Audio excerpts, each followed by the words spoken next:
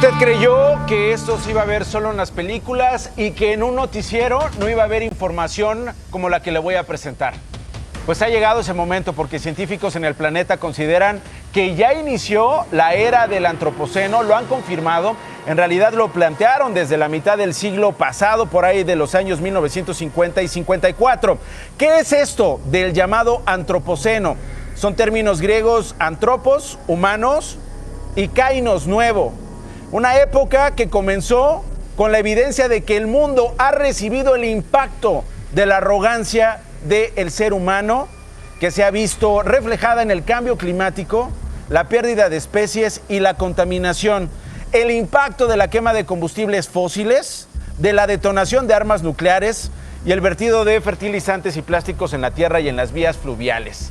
Es una etapa en la vida del planeta en la que la actividad humana ha impactado ya severamente al medio ambiente, a sus ecosistemas y a los procesos geológicos. Ojo, algunos expertos coinciden en esto que le decía, que comenzó por ahí de 1950 y 54 del siglo pasado, coincidiendo con el comienzo de la revolución industrial y el aumento significativo de la población mundial. Ayer se rompió un récord en el mar Mediterráneo. Temperaturas que alcanzaron los 28.71 grados. Esto no había ocurrido nunca en el planeta. Lo confirmó el Instituto de Ciencias del Mar de Barcelona, en España. Este récord se registró en 2003 con 28.25, pero fue roto ayer con esta nueva temperatura que le estoy confirmando. Expertos sobre el cambio climático de la ONU han clasificado a la región mediterránea como un punto caliente, consecuencia del calentamiento global.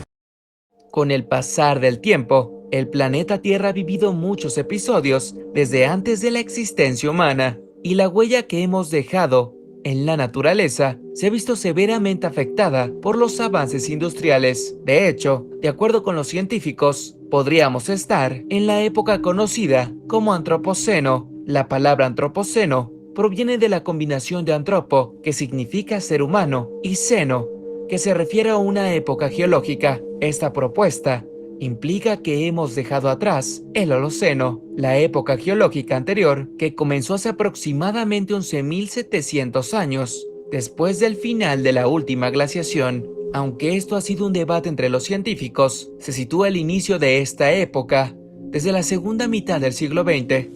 Con el comienzo de la revolución industrial, el aumento significativo de la población mundial, la industrialización, la urbanización y la expansión masiva de la agricultura intensiva. Esta época se distingue por la explotación intensiva de los recursos naturales, la deforestación, la contaminación del aire y del agua, la pérdida de biodiversidad, el cambio climático y el agotamiento de los suministros de agua dulce. Son solo algunos ejemplos de los problemas que enfrentamos como resultado de las acciones de nuestra propia especie. A pesar de lo que ya mencionamos, en esta época, el humano ha intentado implementar un futuro más sostenible desde la transición hacia las fuentes de energía renovable, la promoción de la justicia social y la adopción de prácticas más sostenibles en la agricultura y la industria. Estas son algunas de sus características que lo han determinado como la era del impacto del ser humano en la Tierra: cambio climático, la quema de combustibles fósiles, la deforestación y otras actividades humanas han llevado a un aumento significativo de los gases de efecto invernadero en la atmósfera,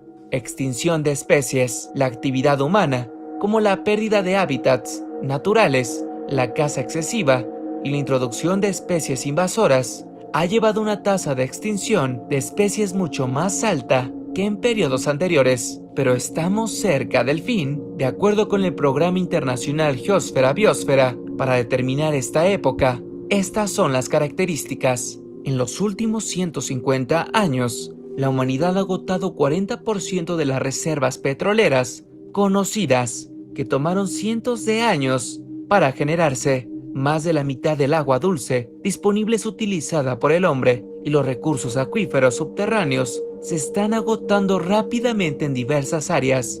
¿Qué opinas de estos datos reveladores?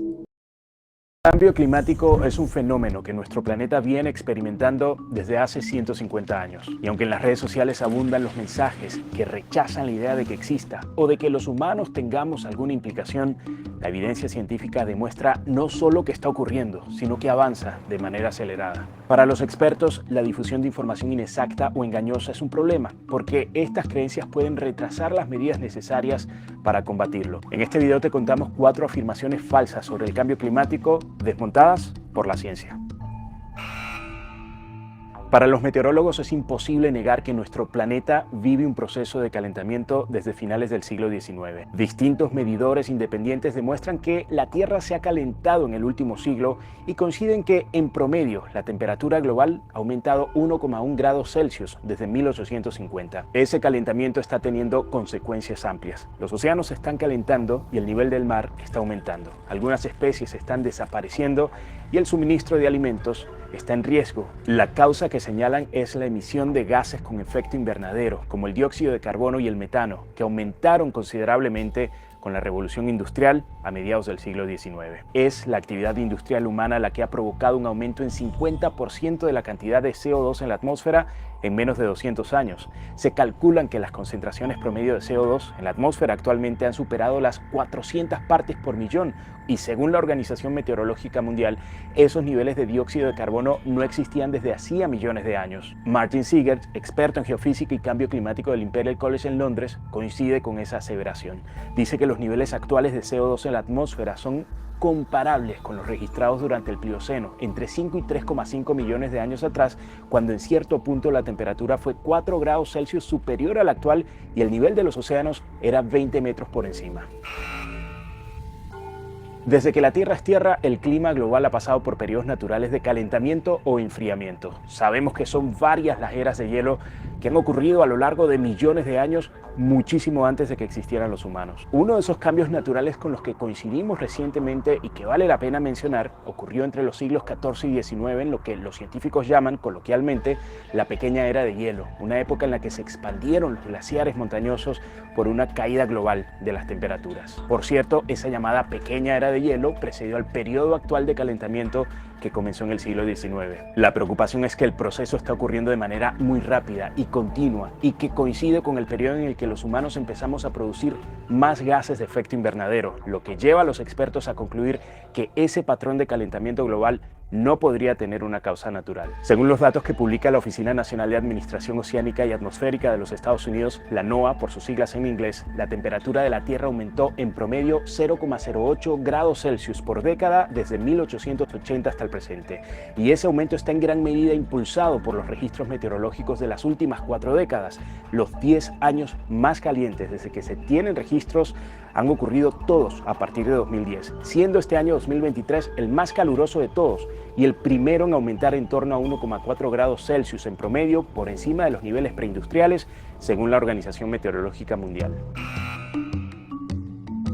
Entre quienes cuestionan el cambio climático existe la idea de que los niveles del mar siguen siendo los mismos, pero eso tampoco es compartido por los principales institutos de ciencia en el mundo. La NASA, la Agencia Espacial Estadounidense, ha rastreado los niveles de los océanos a través de mediciones satelitales desde 1993 y en esas observaciones asegura que ha habido un aumento superior promedio a los 100 milímetros en el nivel del mar desde ese año. En 2022, el nivel promedio de los océanos acorde con este medidor fue de 101,2 milímetros por encima del promediado en 1993. Y cuando se analizan los últimos 100 años a partir de registros anteriores, el nivel promedio del mar ya ha aumentado entre 160 y 210 milímetros. La causa a la que apuntan es el derretimiento de los glaciares y las capas de hielo que han aumentado el volumen de agua en los océanos. Además, el agua tiene la propiedad de expandirse cuando se calienta, lo que también afecta a los niveles de crecida de los mares. El incremento del nivel del mar, como el aumento de las temperaturas superficiales, también está ocurriendo de manera acelerada, haciendo más proclives a las poblaciones costeras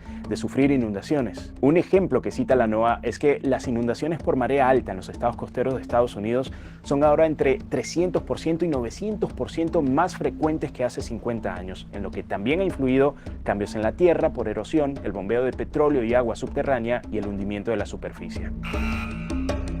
Muchos usuarios en redes sociales se refieren al cambio climático como un problema de los países desarrollados, o se dice incluso que es un complot de los países ricos para impedir el crecimiento de las economías en desarrollo. Pero el cambio climático es un problema global con consecuencias desiguales. Es decir, los principales productores de gases de efecto invernadero son las economías más industrializadas: Estados Unidos, China, Reino Unido o los países europeos, entre varios otros. Pero las consecuencias climáticas están afectando a los países en vía de desarrollo, que son los que menos han contribuido a crear el problema. Centros de investigación del clima como la NASA han advertido que las olas de calor sin precedentes, tanto en la Tierra como en los océanos, están aumentando la frecuencia de los incendios forestales, las sequías prolongadas o las inundaciones causadas por huracanes y lluvias torrenciales. Y el Fondo Monetario Internacional advertía en 2022 que los países más pobres afrontan mayores riesgos y son los que tienen menos posibilidades para adaptarse al cambio climático. Por ello ha crecido la presión para que los países más ricos financien acciones que frenen el impacto de su actividad industrial en el medio ambiente, a la vez que ayuden a los países en vía de desarrollo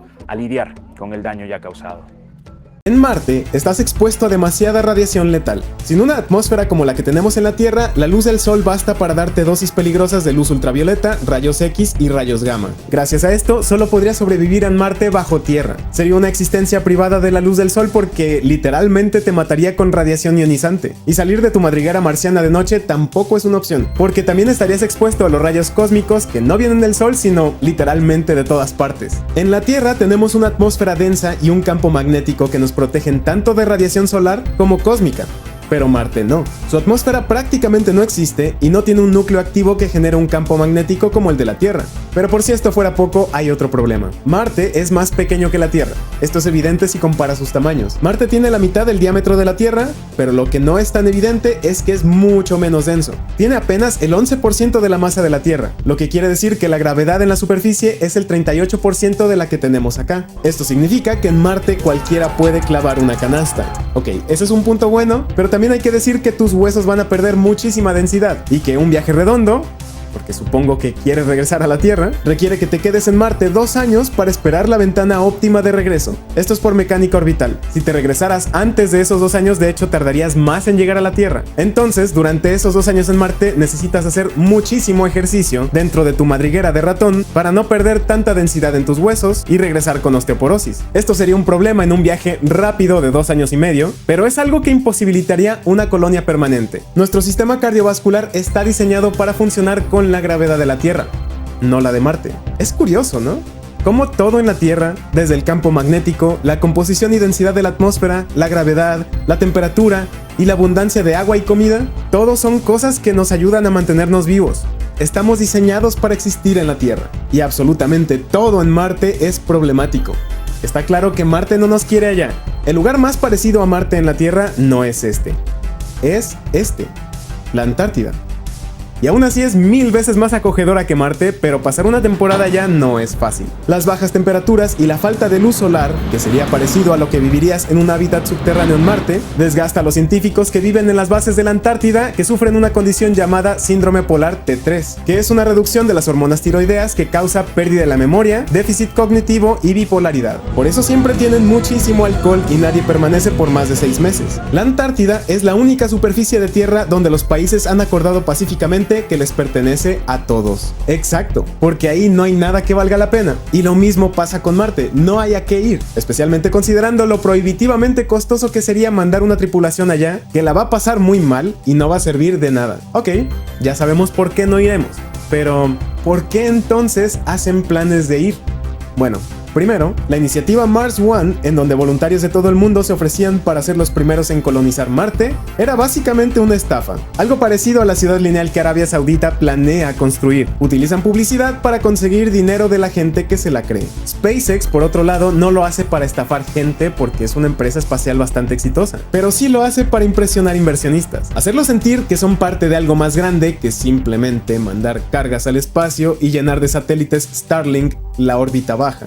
Y la NASA lo hace por una razón similar. Cada nueva administración los planes cambian y los presupuestos se ajustan. A la NASA le conviene que la gente se mantenga interesada en el espacio para que el Congreso apruebe el presupuesto que necesita. Una misión grande y ambiciosa como Artemis es lo que mantiene el interés de las personas para conseguir los fondos necesarios para otras misiones científicas, mucho menos vistosas y que por sí solas no conseguirían fondos del Congreso porque no emocionan a la gente, pero son importantes y necesarias para generar conocimiento. Si la NASA le pide al Congreso presupuesto para ir a Marte, sabe que por lo menos tendrá el dinero suficiente para ir a la Luna. Es como un regateo. Pues así está. Si alguien te dice que iremos a Marte, que lo colonizaremos, que lo terraformaremos o incluso que será nuestra balsa salvavidas por si algo le pasa a la Tierra, esa persona está desinformada, delirando fuera de la realidad o te está mintiendo porque quiere que inviertas en su empresa espacial. La Tierra es el único lugar que hace todo lo posible por mantenernos con vida y aparte es muy bonita. Hay que apreciar eso.